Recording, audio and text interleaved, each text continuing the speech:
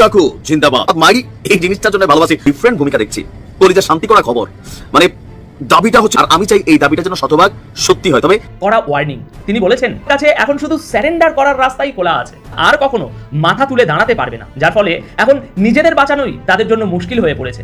বাংলাদেশের ইতিহাসে এক বিরল অধ্যায় চলে এসেছে দর্শক, তারেক জিয়ার সীমাহীন ব্যর্থতা এবং সীমাহীন বাটপাড়ি, বিএনপি সরকারের বাটপাড়ি, চাটুকারিতা, ভণ্ডামি, ধান্দাবাজি অতীতের সমস্ত রেকর্ড ভঙ্গ করেছে। যেই ব্যক্তি নিজের দলের ইতিহাসই জানে না, নিজের দলের নেতাকর্মীকেই জানে না, উনি বাংলাদেশকে কিভাবে জানবে আর বাংলাদেশকে কিভাবে চালাবে, এটা এখন আমাদের প্রশ্ন। এটা হচ্ছে নতুন গণ অভ্যুত্থান আসতে যাচ্ছে, তার জন্য প্রস্তুতি নিতে হবে। এইটা হচ্ছে আমাদের এখন করণীয়। কারণ দিল্লির পরিকল্পনায় শিলং থেকে ট্রেনিং প্রাপ্ত বাংলাদেশের প্রক্সি প্রধানমন্ত্রী সালাউদ্দিন সাহেবের নির্দেশনায় নতুন বাংলাদেশ চলবে না। সত্যি কথা বলতে কি জানেন, এরকম দেখি নাই 15-16 বছর অনেক আকামুকাম হয়েছে, দেশের টাকা পয়সা লুট হয়েছে, গুম হয়েছে, খুন হয়েছে, কিন্তু এরকম ভয়াবহ অবস্থা দেখি নাই। টোটাল বিচার বিভাগ ভাই ভাঙ্গা পড়তেছে, মানুষের বিশ্বাস হারাইতেছে। এমন নির্লজ্জ বেহায়া অসভ্য সরকার তো শেখ হাসিনার সরকারও ছিল না। আরে কিভাবে মাইন্ডে এই জিনিসটা ঢুকাইলো যে দুর্নীতি দমন কমিশন অধ্যাদেশ বাতিল। খুঁটি এদেশে না, দিলীপদের খুঁটি বাঁধা ওই পারে। আর কথিত আছে, শোনা যাচ্ছে প্রবল বেগে যে বিএনপি ওপারের সাথে একটা দেন দরবার করেই ক্ষমতায় এসেছে। রাশেদ খান সে আবার একটা বক্তব্য দিছে যে রাশেদ প্রধান লিমিট ক্রস করছে। এখন যদি দলের কেউ লিমিট ক্রস করে তাহলে ঠেকাইবেন কেমনে? মানে উনি একটা ইঙ্গিত দিয়ে দিছে, মব এই জন্যই হয়েছে ধরে। আসসালামু আলাইকুম দর্শক, নতুন একটা নিউজে সবাইকে স্বাগতম। দর্শক, ভিডিওর শুরুতেই যে ভিডিওগুলোর অংশ বিশেষ আপনারা দেখেছেন, ভিডিওর অংশগুলো দেখেই বুঝতে পেরেছেন যে আজকের এই ভিডিওটি কতটুকু গুরুত্বপূর্ণ এবং আকর্ষণীয় হতে চলেছে। দর্শক, তাই সবাইকে বলবো ধৈর্য সহকারে আজকের এই ভিডিওগুলো দেখতে হবে আপনাদের, তাহলে সবকিছু জানতে পারবেন বা বুঝতে পারবেন।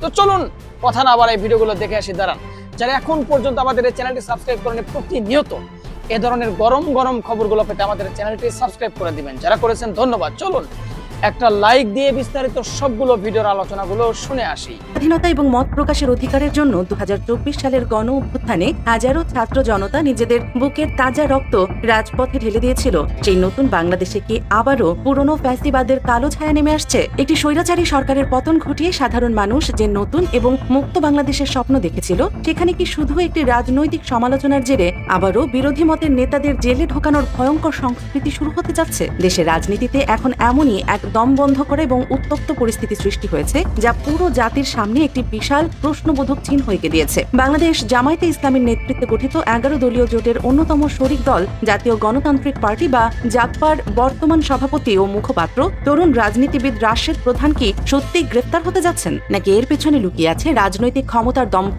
এবং বিরোধী কণ্ঠকে চিরতরে স্তব্ধ করে দেওয়ার এক গভীর নীল নকশা? ম্যানেজমেন্টের প্রধানমন্ত্রী এক কোনায় বসে খালি টেবিল চাপ। আজ আমরা কোনো আবেগ বা গুজবের বশবর্তী হয়ে নয়, বরং একদম নিরেট তথ্য, পেছনে রাজনৈতিক সমীকরণ এবং বস্তুনিষ্ঠ বিশ্লেষণের মাধ্যমে এই পুরো ঘটনার আদ্যপান্ত আপনাদের সামনে তুলে ধরব, যা আপনাদের রাজনৈতিক ভাবনার জগৎকে নতুন করে নাড়িয়ে দেবে। ঘটনার কেন্দ্রবিন্দুতে রয়েছেন তরুণ রাজনীতিবিদ রাশেদ প্রধান। তিনি বরাবরই তার করা ধারালো এবং আক্রমণাত্মক বক্তব্যের জন্য রাজনীতির মাঠে ব্যাপক আলোচিত ও সমালোচিত। কিন্তু সম্প্রতি তিনি এমন একটি বিস্ফোরক মন্তব্য করেছেন, যা দেশের বর্তমান ক্ষমতাসীন দল এবং পুরো রাজনৈতিক দৃশ্যপটকে রীতিমতো উত্তপ্ত আগ্নেয়গিরিতে পরিণত করেছে। গত 15 এপ্রিল এক আলোচনা সভায় বক্তব্য দিতে গিয়ে তিনি বর্তমান প্রধানমন্ত্রী এবং বিএনপির চেয়ারম্যান তারেক রহমানকে লক্ষ্য করে এমন কিছু শব্দ প্রয়োগ করেছেন, যা বিএনপির নেতাকর্মীদের হৃদয়ে চরম আঘাত এনেছে। রাশেদ প্রধান অত্যন্ত কড়া ভাষায় বলেছেন, দেশনেত্রী বেগম খালেদা জিয়া যদি আজ কবর থেকে উঠে এসে আরেকবার দাঁড়াতে পারেন, তবে তিনি এই 72-এর মুজিববাদী সংবিধানকে ছুঁড়ে মারতেন এবং সাথে সাথে তার কুলাঙ্গার পুত্র বাংলাদেশের মানুষের সাথে বেইমানি করা জনাব তারেক রহমানকেও ছুঁড়ে ফেলতেন।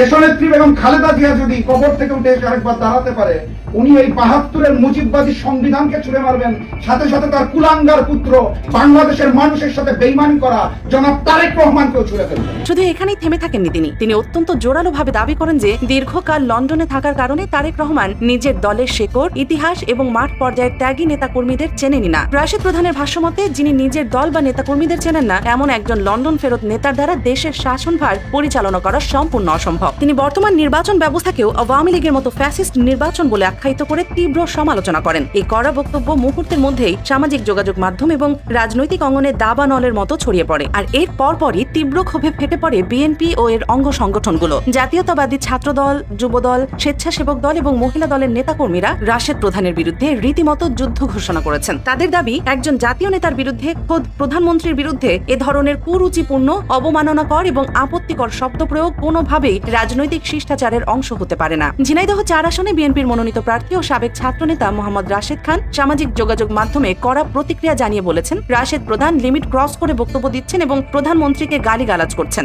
এখন এর জবাবে যদি ছাত্রদল বা যুবদল লিমিট ক্রস করে, তবে সেটা কি দেশের রাজনীতির জন্য ভালো হবে? বিএনপির মাঠ পর্যায়ের নেতাকর্মীরা প্রকাশ্যে জোর দাবি তুলেছেন যে রাশেদ প্রধানকে অবিলম্বে গ্রেফতার করে আইনের আওতায় আনতে হবে এবং তাকে জেলে ঢোকাতে হবে। তাদের মতে তারেক রহমানকে নিয়ে এই ধরনের কটূক্তি আসলে পুরো জাতীয়তাবাদী শক্তির জন্য চরম অপমানজনক এবং এটি একটি সুপরিকল্পিত রাজনৈতিক ষড়যন্ত্রের অংশ। ট্যাঙ্কি থেকে পল্টনের দিকে আগাচ্ছি, দেখলাম ওপাশ থেকে গর্জন করে আরেকটা প্রতিবাদী মিছিল আসছে। এই ক্ষোভের জোরে যে কোনো মুহূর্তে রাশেদ প্রধানের বিরুদ্ধে সাইবার আইন বা মানহানির মামলা দায়ের করে তাকে গ্রেফতার করার জোর প্রস্তুতি চলছে বলে রাজনৈতিক মহলে ব্যাপক গুঞ্জন রয়েছে। অনেকেই বলছেন, নির্বাচনকে সামনে রেখে বিএনপি থেকে আসন না পাওয়ার ক্ষোভ থেকে হয়তো রাশেদ প্রধান এমন আক্রমণাত্মক অবস্থান নিয়েছেন। কিন্তু মুদ্রার উল্টো পিঠের চিত্রটা আরো বেশি জটিল এবং চিন্তার বিষয়। কে এই রাশেদ প্রধান, যাকে নিয়ে আজ এত আলোচনা? তিনি হঠাৎ গজিয়ে ওঠা কোনো ভুইফোর নেতা নন। তিনি জাতপার প্রতিষ্ঠাতা সভাপতি, বাংলাদেশের রাজনীতির এক অবিসংবাদিত নেতা মরহুম শফিউল আলম প্রধানের ছেলে। উচ্চশিক্ষিত এই তরুণ নেতা পতিত স্বৈরাচার শেখ হাসিনার ফ্যাসিবাদী শাসনের বিরুদ্ধে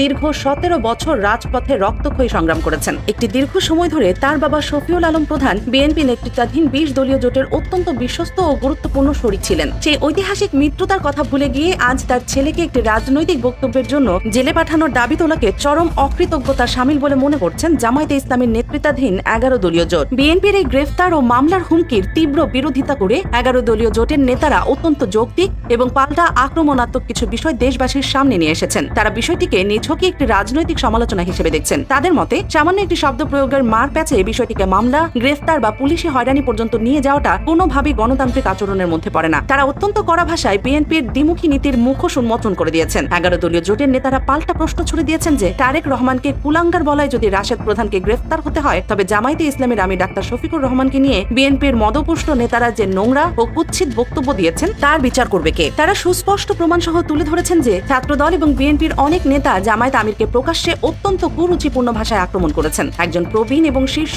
রাজনৈতিক নেতাকে তারা সাদা শকুন বা চুম্মা শফিকের মতো অত্যন্ত জঘন্য এবং ব্যক্তিগত আক্রমণাত্মক ভাষায় গালাগাল করেছেন। 11 দলের সোজা সাপটা প্রশ্ন হলো, রাশেদ প্রধানের ব্যবহৃত শব্দটি যদি অবমাননাকর হয়, তবে সাদা শকুন কি রাজনৈতিক শিষ্টাচারের উদাহরণ? বিরোধী দলের প্রতি বিএনপির নেতারা তো রাশেদ প্রধানের চেয়েও ভয়ঙ্কর ভাষা ব্যবহার করেছেন। তাহলে সেই নেতাদের বিরুদ্ধে বিএনপি কেন কোনো ব্যবস্থা নেয়নি? এই ডাবল স্ট্যান্ডার্ড খুব স্পষ্টভাবে প্রমাণ করে যে বিএনপি আসলে রাজনৈতিক শিষ্টাচারের জন্য নয়, বরং ক্ষমতার দম্ভ থেকে রাশেদ প্রধানের কণ্ঠ রোধ করতে চাইছে। দেশের শীর্ষ রাজনৈতিক বিশ্লেষক এবং সুশীল সমাজের প্রতিনিধিরা এই পুরো পরিস্থিতিটিকে অত্যন্ত গভীর উদ্বেগ এবং শঙ্কার সাথে পর্যবেক্ষণ করছেন। তাদের মতে রাজনীতিতে শব্দ চয়ন বা ভাষার ব্যবহার নিয়ে অবশ্যই বিতর্ক থাকতে পারে। রাশেদ প্রধানের ব্যবহৃত শব্দ হয়তো রাজনৈতিক শালীনতার সীমা ছাড়িয়ে গেছে, কিন্তু এর জন্য তাকে রাষ্ট্রযন্ত্র ব্যবহার করে গ্রেফতার করা কোনোভাবেই একটি গণতান্ত্রিক দেশের আচরণ হতে পারে না।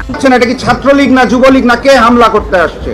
বিশ্লেষকরা সতর্ক করে বলছেন যে শেষমেশ যদি সত্যিই রাশেদ প্রধানকে গ্রেফতার করা হয়, তবে তা 2026 সালের এই নতুন বাংলাদেশের রাজনীতিতে একটি ভয়ঙ্কর এবং কালো নজির স্থাপন করবে। শেখ হাসিনার আমলে ঠিক এইভাবেই বিরোধী মতকে নির্মমভাবে দমন করা হতো। সরকার প্রধানের সমালোচনা করলেই ডিজিটাল নিরাপত্তা আইনের মামলা দিয়ে রাতের আধারে তুলে নিয়ে জেলে ঢোকানো হতো। আর যদি বিএনপি অবিকল একই কাজ করে, তবে তা সরাসরি ফ্যাসিবাদের আগ্রাসন হিসেবেই দেশবাসীর কাছে পরিচিতি পাবে। মানুষ তখন বাধ্য হয়ে দীর্ঘশ্বাস ফেলে বলবে যে একটি স্বৈরাচারের পতন ঘটিয়ে দেশ আসলে আরেকটি নতুন স্বৈরাচারের কবলে পড়েছে। গণতন্ত্র মানে শুধু ভোট দেয়া নয়। গণতন্ত্র মানে হলো বিরোধী দলের মতের তীব্র সমালোচনা সহ্য করার বিশাল ক্ষমতা এবং রাজনৈতিক প্রতিপক্ষকে মত প্রকাশের সমান অধিকার দেয়া। রাশেদ প্রধানের এই ঘটনাটি তাই শুধু একজন তরুণ নেতার গ্রেফতারের বিষয় নয়, এটি নতুন বাংলাদেশে মত প্রকাশের স্বাধীনতা এবং গণতান্ত্রিক সহনশীলতার সবচেয়ে বড় অগ্নি পরীক্ষা হতে যাচ্ছে। ক্ষমতার মসনদে বসে বিএনপি কি বিরোধী মতকে সম্মান করতে শিখবে, নাকি সমালোচকদের মুখ চিরতরে বন্ধ করতে পুরনো স্বৈরাচারের সেই জং ধরা আইনি ফাঁদে পা দেবে এখন সেটি দেখার বিষয়। একটি দেশের সরকার কতটা গণতান্ত্রিক তা নির্ভর করে তারা তাদের সমালোচকদের সাথে কেমন আচরণ করে তার উপর। দর্শক, এই পুরো রাজনৈতিক সমীকরণ এবং উত্তপ্ত পরিস্থিতি নিয়ে আপনাদের নিজস্ব বিশ্লেষণ এবং ভাবনা কি? রাশেদ প্রধানের বক্তব্য কি সত্যি আইনি পদক্ষেপ নেওয়ার মতো অপরাধ, নাকি এটি কেবলই রাজনৈতিক সমালোচনার একটি অংশ? অন্যদিকে বিএনপির এই দ্বিমুখী নীতি এবং গ্রেফতার করার হুমকি কি নতুন বাংলাদেশে মত প্রকাশের স্বাধীনতার উপর এক নগ্ন হস্তক্ষেপ নয়? রাজনীতিতে এমন অসহনশীলতা আমাদের দেশের ভবিষ্যৎকে কোথায় নিয়ে যাবে? সেই সিরিয়াস কথাটা কোনটা জানেন? এই কথাটা বক্তব্য রাখতে যায় রাশেদ প্রধান বলছে কুলাঙ্গার। আমি নিজে দেখছি ভাই, উনি কুলাঙ্গার বলছে কাকে? আমাদের মাননীয় প্রধানমন্ত্রীকে। এইটা নিয়ে চারিদিকে ভাই এখন বিরাট গন্ডগোল। তার বাড়িতে যায় দেখলাম হামলা করছে, ওইখানে আবার একটা সাদা শার্ট পরা লোককে দেখলাম 10 ইঞ্চি ইট নিয়ে ভাই আরেকজনের মাথার মধ্যে যায় মাইরা দিছে, তারে আবার পুলিশ ধইরা নিয়ে যাইতেছে। কেমন জানি একটা অস্থিরতা চারিদিকে, ভয়াবহ ব্যাপার। তো ওই কথা বলার জন্য তার বাড়িতে হামলা করছে। যদি তারে পাইতো তাইলে তো ভাই তারে মাইরা ফেলাইতো, তাই না? যদি রাশেদ প্রধানকে পাইতো তাইলে তো ভাই মাইরা ফেলাইতো, তাই না? ভয়াবহ ব্যাপার। আবার আরেকজন নেতা আছে কিন্তু রাশেদ খান, সে আবার একটা বক্তব্য দিছে যে রাশেদ প্রধান লিমিট ক্রস করছে। এখন যদি দলের কেউ লিমিট ক্রস করে তাহলে ঠেকাইবেন কেমনে? মানে উনি একটা ইঙ্গিত দিয়ে দিছে মব এই জন্যই হয়েছে, ধরে নিতে পারেন। কিন্তু এই কথাটা কই থেকে আসলো সেটা তো বলতে হবে। এই কথাটা কিন্তু আমদানি হয়েছে শেখ হাসিনার মুখ থেকে। উনি বারবার এই কথাটা বলতো। আরেকজন আছে ভাই, ওই যে টাকলা মুরাদ, মনে আছে? ওই টাকলা মুরাদও তখন বলতো, এবং টাকলা মুরাদ প্রধানমন্ত্রী মেয়েকে নিয়ে অনেক বাজে মন্তব্য করছিল। ওই টাইমে আমি একটা ভিডিও বানাইছিলাম, প্রতিবাদ করছিলাম। ভাল লাগে না, ভিতরে নিতে পারি নাই টাকলা মুরাদের কথা। যাই হোক, ওই টাকলা মুরাদ বলতো। কিন্তু ওই টাকলা মুরাদ যেদিন বলছিল, ওই দিন যদি ওই টাকলা মুরাদ যদি একটা কেউ ডিম মারতে পারতো অথবা একটা স্ট্যাটাস দিয়েও যদি প্রতিবাদ করতে পারতো তাহলে আজকে এই দিন দেখতে হইতো না। তখন কিন্তু কেউ কোনো প্রতিবাদ করে নাই, সবাই চুপ ছিল। কেন চুপ ছিল? জীবনের ভয়ে চুপ ছিল। আয়না ঘর ছিল তো তখন, উঠায় নিয়ে যাইতো তো। কারো সাহস ছিল তাদের বিরুদ্ধে কথা বলার? এখন সাহস আছে। দেশে ভাই পুরা স্বাধীনতা চলতেছে। ডক্টর ইউনূস 18 মাস যে স্বাধীনতাটা দিয়ে গেছে, ওই স্বাধীনতাটা এখনো আমরা ভোগ করতেছি। জানি না যে কোনো সময় বন্ধ হয়ে যেতে পারে। অলরেডি মির্জা ফখরুল সাহেব বলছে, মির্জা ফখরুল সাহেব বইলা ফেলছে টক শো এবং এই ফেসবুক মানুষকে ভুল তথ্য দেয়, মানুষকে বিভ্রান্ত করতেছে, এরকম একটা কথা বলে ফেলছে। এখন এই কথার অর্থ যদি এরকম দাঁড়ায়, ভবিষ্যতে যদি কথা বলার সুযোগ না দেয়, আমাদের মুখ বন্ধ করে দিতে চায়। আবার এরকম হইতে পারে এই ফেসবুক দেখা গেল নিষিদ্ধ করে দিছে, টক শো নিষিদ্ধ করে দিছে, হইতে পারে না? হইতে পারে। এরকম যদি কিছু হয়, না, এরকম কিছু হওয়ার সম্ভাবনা নাই। এই ফেসবুকের কারণেই কিন্তু নেপালে আবার বিপ্লব হয়ে গেল।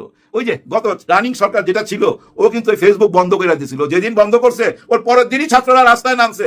এই যে ভাই 18 থেকে 20 দিন আগের কথা, নতুন প্রধানমন্ত্রী এলো না, যে র্যাপ সিঙ্গার প্রধানমন্ত্রী, ও আসার কারণই কিন্তু এই ফেসবুক বন্ধ করছিল, ওর পরই বিপ্লব হয়ে গেছে। সো ওদিকে হাত দিয়েন না, মানুষকে কথা বলতে দেন, স্বাধীনতা দেন।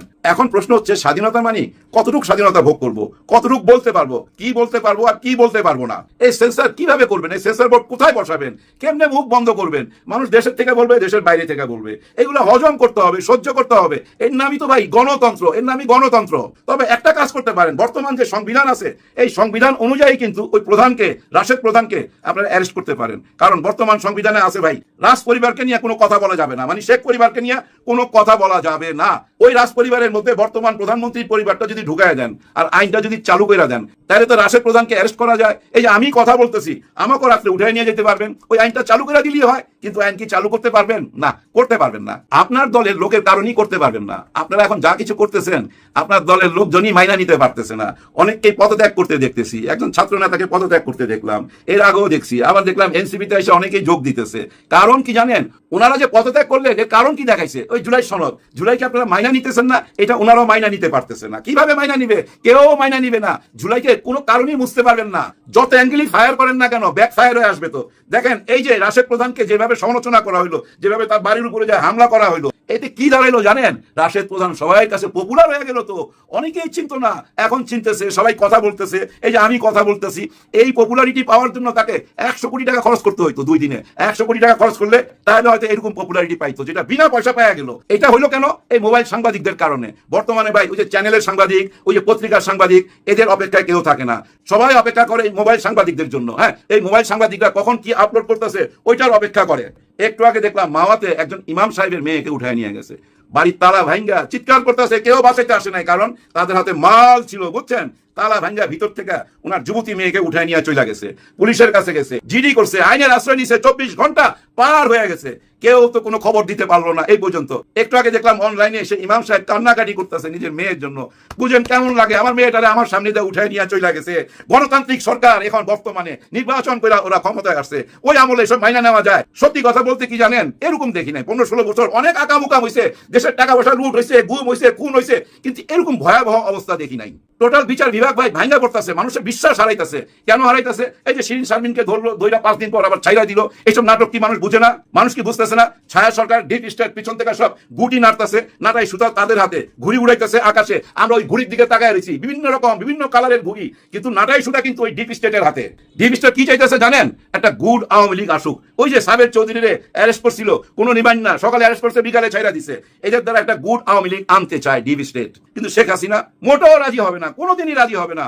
উনি এখনো ওই ক্ষমতায় বসে রয়েছে। ঠিক তেমনি দেখেন শেখ হাসিনা গত 2 বছরের সমস্ত অডিও কলগুলো শুনেন, সমস্ত উল্টা পাল্টা কথা। এই আমি আইতাছি, ওর লিস্ট কর, ওরে ঘর, ওর বাড়িতে আগুন জ্বালা, ওরে আমি ছাড়ুম না, আমারে তো চিনে না, আমার আল্লাহ বাঁচায় রাখছে প্রতিশোধ নিবার জন্য। নিজেকে হালকা করছে, এখনো বুঝতে পারতেছে না তার সাথে কত বড় গেম খেলা হয়ে গেছে। হ্যাঁ ভাই, এই ডিপ স্টেট ওই কাজই কইরা যাইতেছে ভিতরে ভিতরে। মাইনাস শেখ হাসিনা, আওয়ামী লীগ, গুড আওয়ামী লীগ সামনে আনতে চায়। এইসব কিছুই হবে না, যুগ বদলা গেছে, দিন বদলা গেছে। এই যে বললাম না, এখন সবাই সাংবাদিক, মোবাইল সাংবাদিক, কোনো ডিপ স্টেট কাজে লাগবে না। জুলাইকে কারা স্বীকৃতি দিয়েছে জানেন? এই বীর সেনাবাহিনীরা জুলাইকে অলরেডি স্বীকৃতি দিয়ে রাখছে। তো আমাদের নাহিদ ইসলামকে কাঁধে নিছে কারা? জুলাইতে ওই 5 তারিখে কাঁধে নেওয়ার মানে কি জানেন? জুলাইকে পুরো কাঁধে নিয়ে নিছে আমাদের বীর সেনাবাহিনী। এটা মাথায় রাখেন। জনগণের বিরুদ্ধে গেলে যে কি হয় এইটা আর ভাঙ্গা বলার কিছু নাই। এই ইতিহাস সবাই জানা আছে, তরতাজা ইতিহাস। এই তো 24 সালের ঘটনা। সো এত কথা বইলা লাভ নাই। শুধু এইটুকুই বলতে চাই, দেশের আইন কানুন সবকিছু ঠিক করেন, জুলাই সনদপত্রে ঘোষণা দিয়ে দেন, পুরাটা মাইনা নেন। ওই এইটুক মানুম না, এইটুক খামু না, এগুলা বইলা দেশের অস্থিরতা বাড়েন না। সংসদে মিটমাট করেন। এই যে রাস্তায় নামতেছে, দেখতে কেমন লাগতেছে? এই যে পেট্রোল পাম্পে তেল নাই, মাইলকে মাইল দাঁড়ায় রয়েছে মানুষ, আর দাঁড়ি কেমন দেখায়? এগুলা যদি দেখে বিদেশিরা, এই দেশে কোনো টাকা লব্ধি করবে? জীবনও টাকা লব্ধি করবে না। বিদেশিরা যখন শুনবে হায় হায় এই সরকার একই তফসিলে 2টা ভোট করছে, একটা মাইনা নিছে, আরেকটা মাইনা নেয় নাই, 5 কোটি মানুষের অধিকার কায়রা নিছে, কোনো বিদেশিরা আসবে না ভাই। সবাই সচেতন। আর জনগণ এই সাপ লুডুর খেলা বুঝা ফেলাইছে। জনগণ বুঝে আপনারা যে সাপ লুডু খেলতেছেন, এক কদম আগান এক কদম পিছান। আপনারাই বলেন অক্ষর অক্ষরে পালন করুন, আবার পরদিন বলেন না সংবিধানে এটা নাই, আবার বলে আছে, বৈধ অবৈধ। এই যে হাবি জাবি কথা শুনতে শুনতে এখন নিজেরই অস্থির লাগে ভাই। তো আশা করি সবগুলো ভিডিও দেখেছেন এবং সকল বিশ্লেষকদের বিশ্লেষণগুলো মনোযোগ সহকারে শুনেছেন। তো প্রত্যেকটি বিশ্লেষকদের বিশ্লেষণ শোনার পরে আপনারা কি জানলেন, বুঝলেন? আপনাদের মূল্যবান মতামতটা ভিডিওর কমেন্ট বক্সে জানিয়ে দিন। আর হ্যাঁ, পারলে ভিডিওটি শেয়ার করুন। যারা এখন পর্যন্ত আমাদের এই চ্যানেলটি সাবস্ক্রাইব করেনি, প্রতিনিয়ত এই ধরনের গরম গরম খবরগুলো পেতে আমাদের এই চ্যানেলটি সাবস্ক্রাইব করে আমাদের সাথে থাকুন।